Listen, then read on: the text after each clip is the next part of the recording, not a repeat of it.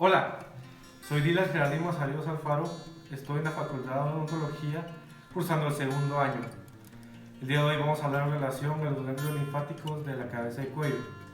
Primero que todo vamos a decir la importancia de por qué vamos a tener que hacer una inspección.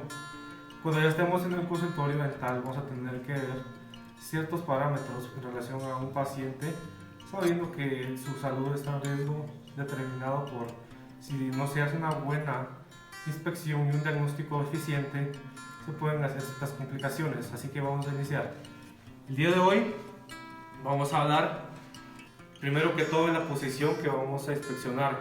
Tenemos que estar de la parte de atrás del paciente o la parte de adelante para que sea un procedimiento bastante correcto. Primero que todo vamos a hablar de un collar que es el plexo cervical, que es el más importante en relación a esta carrera. El día de hoy vamos a empezar con la palpación. Importante, la palpación debe ser con el dedo índice y medio en ciertas zonas anatómicas y va a ir variando dependiendo de qué sea de interés para la palpación.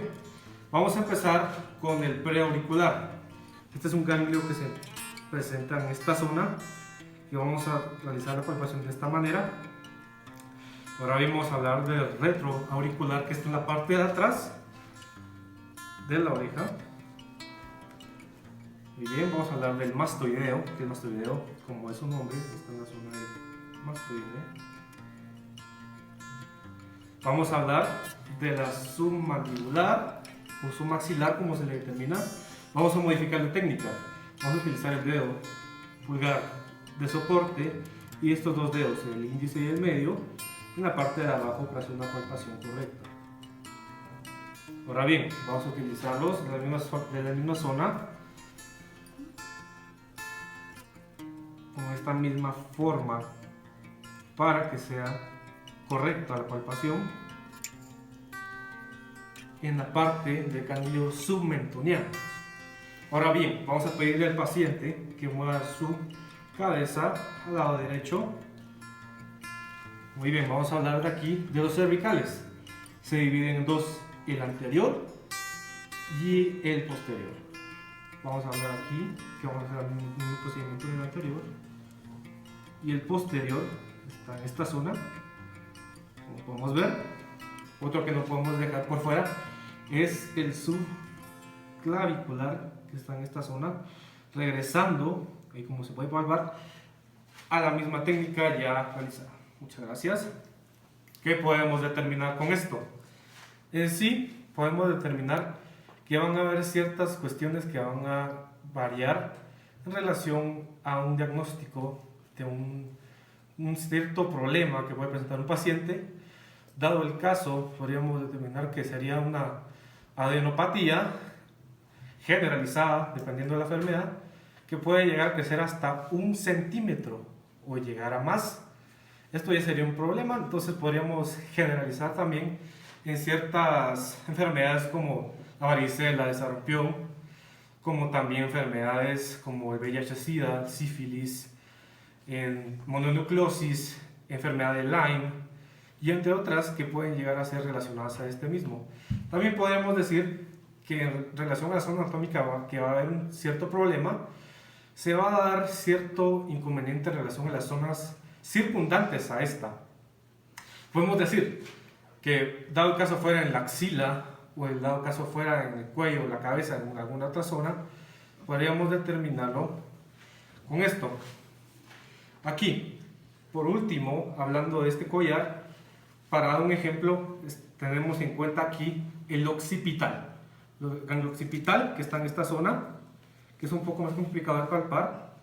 El occipital también puede darnos un ejemplo de que se puede tener algún tipo de inconveniente en la cavidad oral, como también los ya mencionados. Ya cuando se presenta un conglomerado, como se le determina, podemos darnos una idea de que este puede ser infiltrativo. ¿Qué es infiltrativo?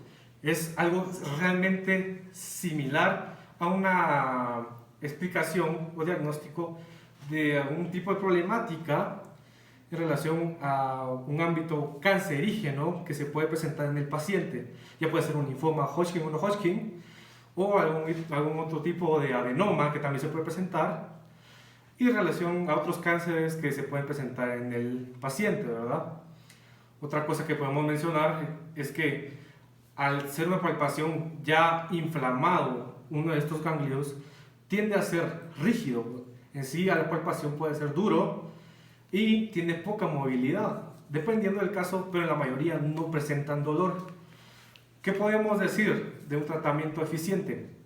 En un tratamiento eficiente podríamos decir que con el hecho de utilizar calor podría ayudar, también un buen descanso en relación al paciente, que duerma muy bien, y algún tipo de antiinflamatorio, como sería el caso de un paracetamol, ibuprofeno, entre otros como se les conoce.